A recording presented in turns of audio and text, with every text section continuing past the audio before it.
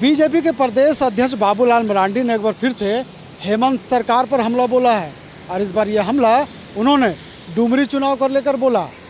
बाबूलाल मरांडी ने कहा कि डुमरी में जहां एक तरफ जेएमएम की प्रत्याशी अपने हार से बौखला गई है, यही वजह है कि बीजेपी के कार्यकर्ताओं को अब जेएमएम के द्वारा यानी इंडिया गठबंधन के द्वारा उसे अपहरण करने की बात बाबूलाल मरांडी ने बोला है।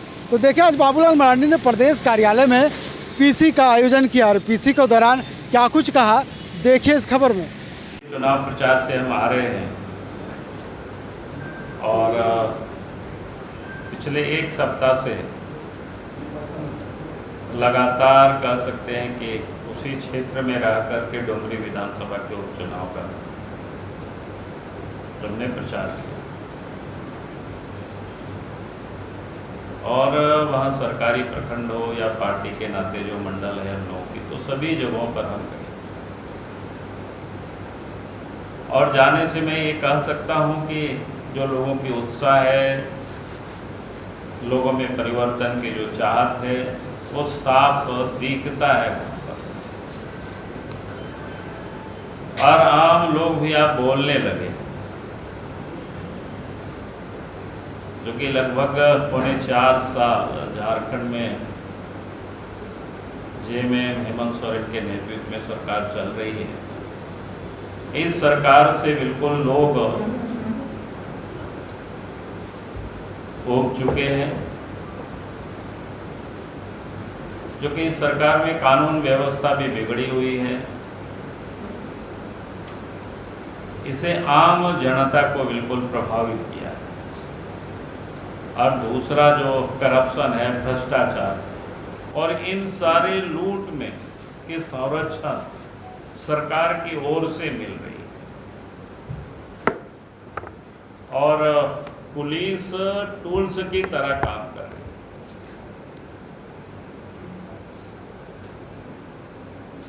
और इन सारी चीज़ों को देखते हुए आज मैं कह सकता हूं कि डुमरी क्षेत्र की मतदाता ने पूरी तरह से मन बना चुका कि अब डुमरी में परिवर्तन होगा, नया सवेरा होगा। एनडीए गठबंधन के जो प्रत्याशी है आजसू और बीजेपी के यशोदा देवी जी, वो चुनाव जीत रही है और भारी वोटों के अंतर से वो जीत रही है। और इसको देख करके वो लोगों में बखलाहट है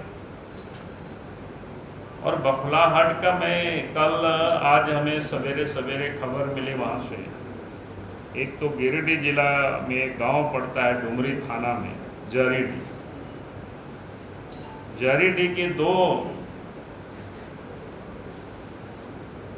जेएमएम के वर्कर, ठेकेदार, दलाल जो कह सकते हैं, भोला सिंह और एक तपेश्वर सिंह नाम थे। उन दोनों ने हमारे 2 कार्यकर्ता को, एक तो जेएमएम से वर्षों तक जेएमएम में थे मथुरा सोरेन, पूर्व मुखिया है, और एक जयप्रकाश मंडल, ये दोनों को कल किडनैप किया।